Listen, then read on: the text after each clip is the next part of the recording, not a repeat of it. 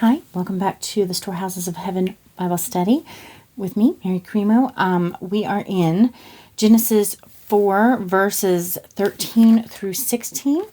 We are in the NIV today. I have a different Bible in front of me today, so that's what we're going to do. So, last time, Cain killed his brother Abel, and God dealt out the punishment. Here's Cain's response. Cain replied to the Lord, "My punishment is too great for me to bear." Sorry about the wrestling. You have banished me from the land and from your presence. You have made me a homeless wanderer. Anyone who finds me will kill me. The Lord replied, "No, for I will give you a sevenfold punishment to anyone who kills you." Then the Lord put a mark on Cain to warn anyone who might try to kill him. So Cain left the Lord's presence and settled in the land of Nod, east of Eden. Now, keep in mind, Nod means land of wandering.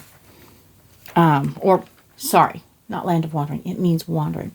So he settles in the land of wandering, which I'm sure became named because he was wanderer. So here, God has kicked him out of the earth that he had been loving and tilling, and he is no longer allowed to be a homebody. It is a truly great punishment for him. And he's also worried about being killed. No one else has committed murder up until this point. No one else has killed anyone up until this point. No one. But now he knows what he has done. He knows what death is, what being killed is. And he's pretty sure that his brother, who was truly beloved by everyone, is going to have people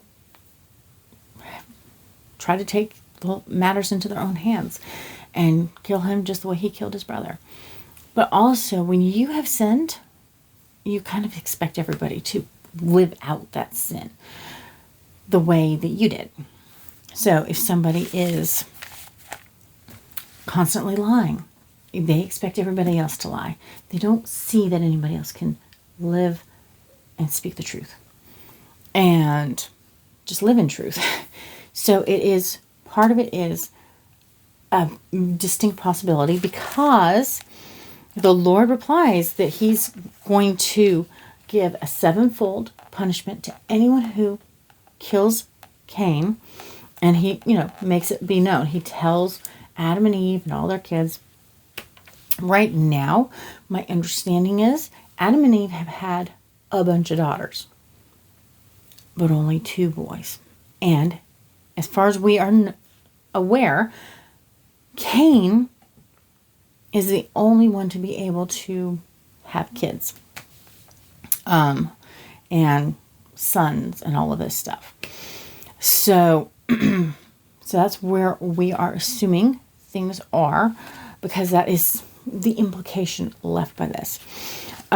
So right now, it's Adam and Cain, no more Abel, and a bunch of women. And those women probably love their brother a whole lot, and the mom and the dad.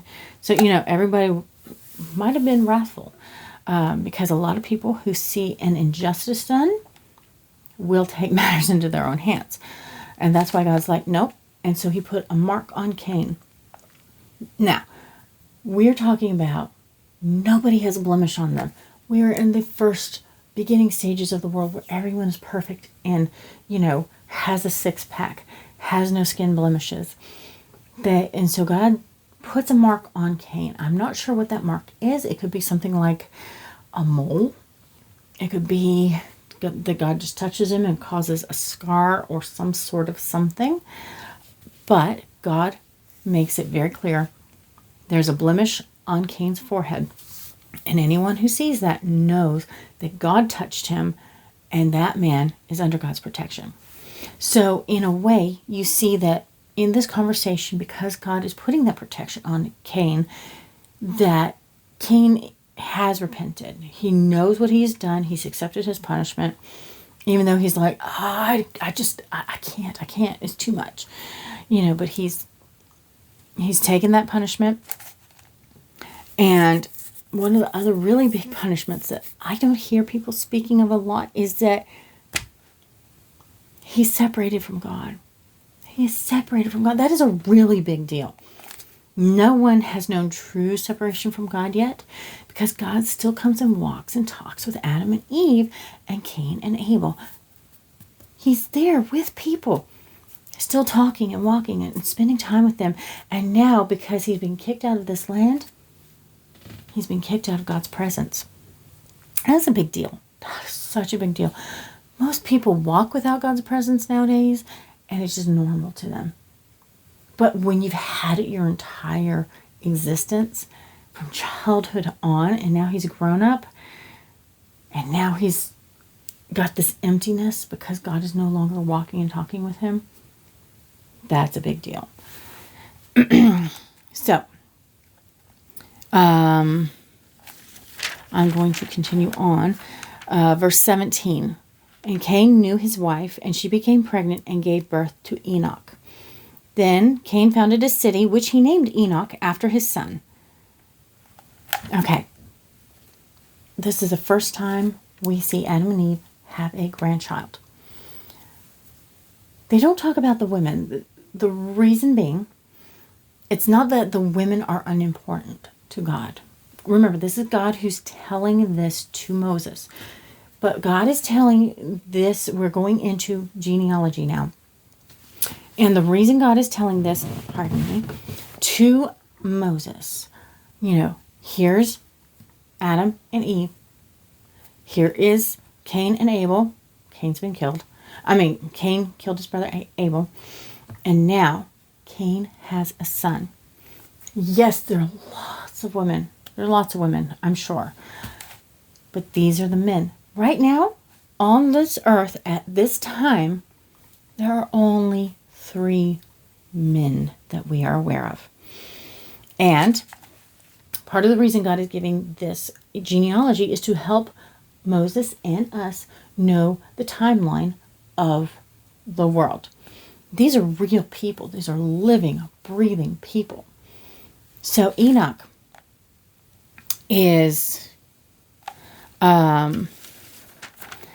he had a son named Irad, or Irad. Irad is how I'm assuming, because it's similar to Iran in the spelling. And Irad became the father of Mehul. Mehul became the father of Methushel. Methushel became the father of Lamech. Now, you're seeing how many people. So it's Adam, Cain, Enoch, Irad, Mehul, and Methushel, and Lamech. I'm sorry. I'm doing it in sign language. This is 7. So 7 men. All right. Now, here we come to, this is verse 19. Lamech married 2 women. This is the first time ever recorded that a man takes 2 wives. And you will see that his heart is corrupt in just a second. The first was named Ada. The second was Zillah. Ada gave birth to Jabal, who was the first of those to raise livestock and live in tents. His brother's name was Jubal, the first of all who play the harp and flute. Lamech's other wife, Zillah, gave birth to a son named Tubal-Cain, and he became an expert in forging tools of bronze and iron. And Tubal-Cain had a sister named Naamah. Okay, so this is the first time we are told about a sister being born. That's a big deal. So she was important to our world, to our genealogy. I'm not sure why she was so important, but she was very important to God. And this kind of helps you understand the progression.